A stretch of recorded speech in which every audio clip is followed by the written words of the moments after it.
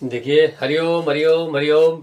देखिए, हमारा ये रसोई घर है और मेरी पत्नी जब तक स्नान करती हैं तब तक मैं अपना दाल चावल चढ़ा देता हूँ। इसलिए सभी सभी लोगों को चाहिए कि पति को पत्नी को हमेशा सहयोग करना चाहिए, ताकि बच्चे हैं तो उनको भी आराम मिलना चाहिए। वो भी दिन भर काम करती हैं और थोड़ा सहयोग मिल जाता है तो वो भी स्नान करके अपना नियम भजन कर लेती हैं समय से, और हमारे बच्चे भी कर लेते हैं और हम भी कर लेते हैं।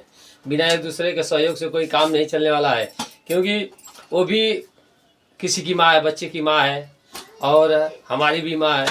तो जैसे हम अपनी माँ को तकलीफ़ नहीं देना चाहते हैं, तो इसे पत्नी भी किसी माँ है तो उसको भी सहयोग करें, उसको भी कोई तकलीफ़ ना हो। अरे देखिए, हम अब हम जो है कि दाल में धनिया टमाटर मर्चा डाल करके दाल एक नंबर बनाएंगे और सब परिवार शुद्ध शाकाहारी हम लोग भोजन करेंगे। अब मैं जो दाल चावल चढ़ा करके रख करके अब मैं जा रहा हूँ, अपना नियम भजन करूँगा। तब तक मेरी धर्मपत्नी अपना जो है कि रोटी सब्जी और बना करके रेडी कर देंगे। दोनों लोग काम पूरा हो जाएगा और आराम से हम लोग सुखपूर्वक रहते हैं। भजन सिमरन सब होता है।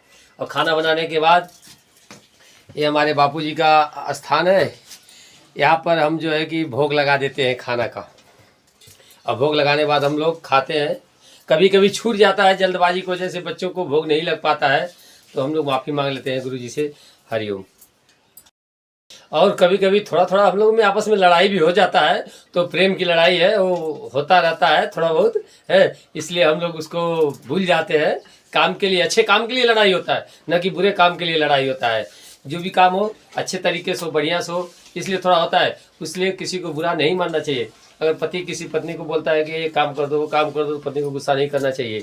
पत्नी को हमेशा बातों को मानना चाहिए और पति को भी उसकी बातों को मानना चाहिए। दूसरे को सोचना चाहिए कहीं को गलत नहीं कर रही है तो उसको बारे में समझाना चाहिए। और पति गलत जाता है तो पत्नी को भी सहयोग करना चाहिए पति के, कि देखिए ये गलत है, वो गलत है, ये गलत कर रहे हैं। इसलिए दोनों को आपस में एक दूसरे को सहयोग करके जीवन जीना चाहिए। हरिओम।